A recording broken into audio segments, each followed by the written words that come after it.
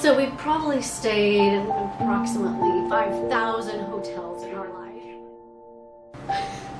Stayed in the nastiest of the nasty. So, I mean, it was okay, but you know, anytime you can pull up to a hotel where the doors are on the outside and you get to park in front of the hotel room and walk in, always, you know, you're in a class tour. If we were back home in Wichita, we probably would have said we're not going to stay here. I mean, that was the first impression we got. But we were like, hey, you know what? It's for one night.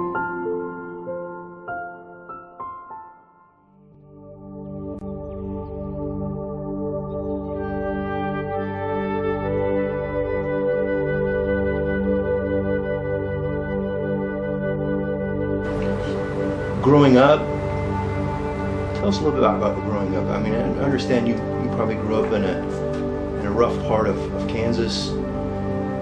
Did you guys have air conditioning in your house? You know what?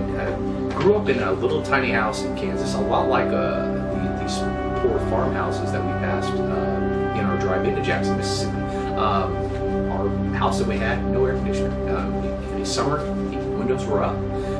When I slept at night, it was a fan blowing right across, hot air blowing across your body. That's all we had. So completely know what it's like to have no air conditioning and sweat it out during the day, sweat it out in the bathroom, sweat it out in the kitchen, and I just sweat it out at night. So we didn't have air conditioning either. No air conditioning. Only in the bottom floor of our house. So when we slept at night, no air conditioning.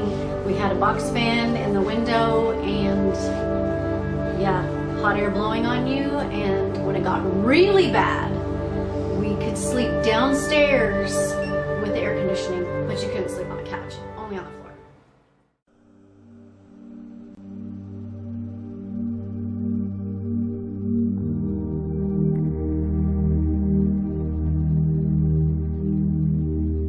Tell us about the incident last night. Can you speak about that? As a person who is always cold, even I was a little hot, but I can manage. It was more still. I really needed the sound of the fan, or a fan. It was much more devastating to the men in my room.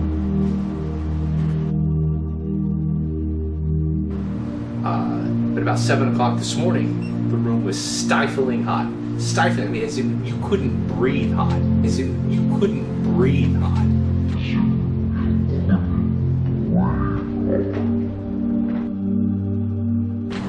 Our daughter had gotten too cold. Instead of just turning the tip up or getting under the covers, decided to turn the air completely off.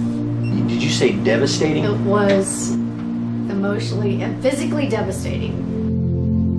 My sweet daughter got cold, like mommy, you know, I mean. So this was your own family member? It was. Who intentionally? She did. She had the privilege of having climate control all her life. I was cold. I was cold. It was all about her. And you know, and not about the comfort of everybody else in the room. And what she had done. And no, there's been no remorse. She was cold, and that's what she said. Glad you lived through that.